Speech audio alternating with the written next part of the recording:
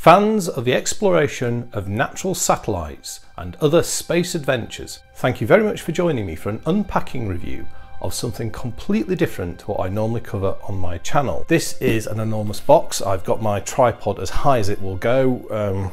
Yeah, it's wound all the way up and it's just in shot. You know, you see my hands, got average sized hands probably. So yeah, it's a big old box. Question is, what's in the box? Well, the hint's in the title. This is a LEGO Ideas 21309 set, the NASA Apollo Saturn V. So this is a big LEGO set model of the Saturn V rocket stack in its Apollo 11 configuration. And of course, Apollo 11 will be forever remembered as long as there is recorded history handed down, as a vehicle that carried the first humans on a successful journey to landing and walking on a different extraterrestrial body than the planet Earth. It arrived a couple of days ago. This has been out about a month. I was busy with other things and I missed the first round, and it sold out in less than a day, I think.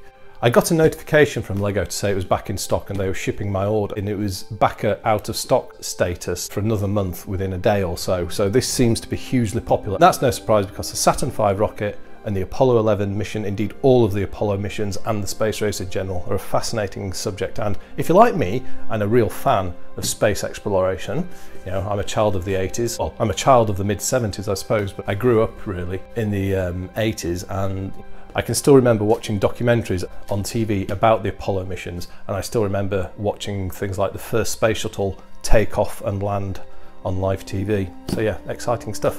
So I thought I'd treat myself. So first, I guess, challenge is to actually get into this big old shipping crate, and we've got a couple of these. Now, top tip here, you don't actually need scissors to get into these things. You just do that, and there you go. Just flip them over, pull up the end, and then just peel it off like that, dead easy. So there you go, don't need scissors anymore. LEGO Ideas has been a really interesting medium for exploring space vehicles in, and this isn't the first space vehicle or exploration vehicle that LEGO Ideas has done. The second model they did was the Hayabusa space exploration probe, which was the first mission to visit a comet and return a sample of cometary material to the Earth. And then they've also done a model of the NASA-led Curiosity rover that is still active and exploring the surface of Mars. And this is the third, and I hope we're going to see many more in the future. So let's get this lid off and see what's inside.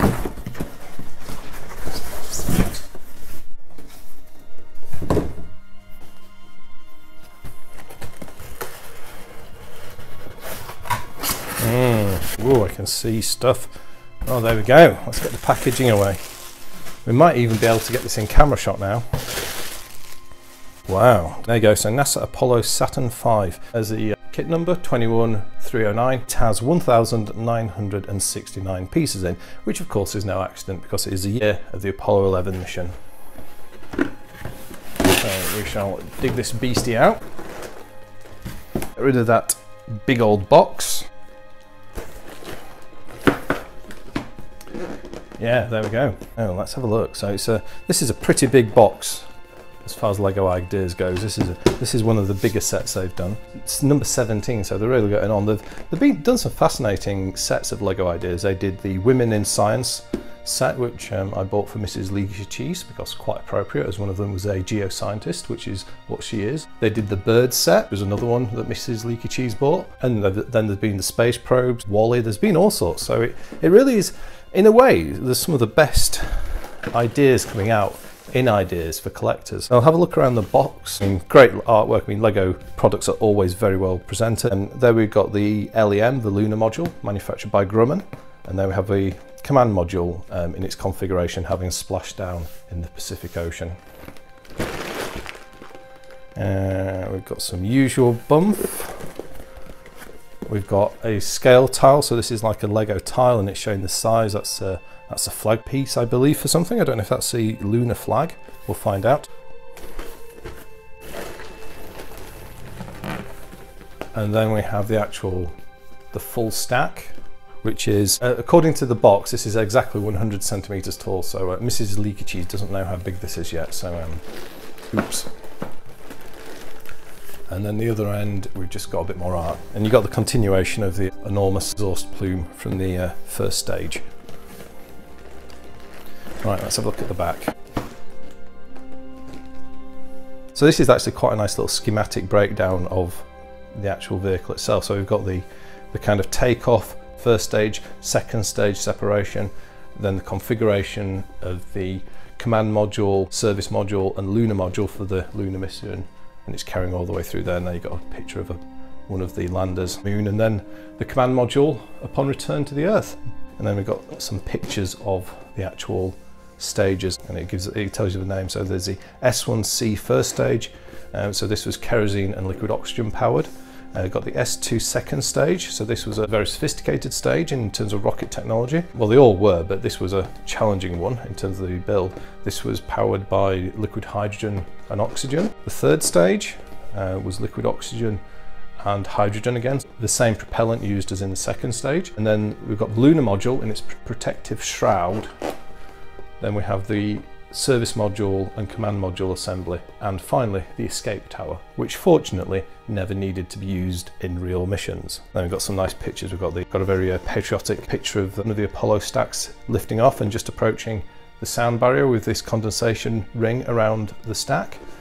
A very famous picture of, I believe this is the Apollo 11 lunar module returning to dock with the command module. So that would be Armstrong and Aldrin coming up to meet Collins. And then we have a picture of one of the footprints of the astronauts on the moon. And now we've got a picture of the moon with the different landing locations of the successful missions. It doesn't actually show us where Apollo 13 intended to touch down. Of course, that mission had to be aborted, and that was another story in itself. A cool little thing.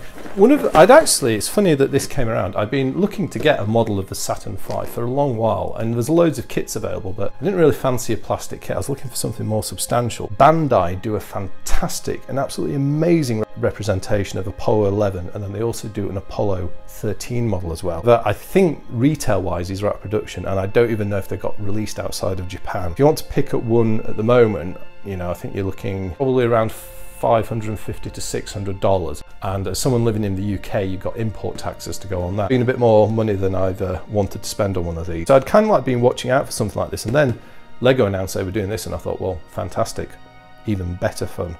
That's all I'm going to do on this video, because it's a bit of a test of this. Let me know what you think of this model. Would you like to see me make some more videos about this?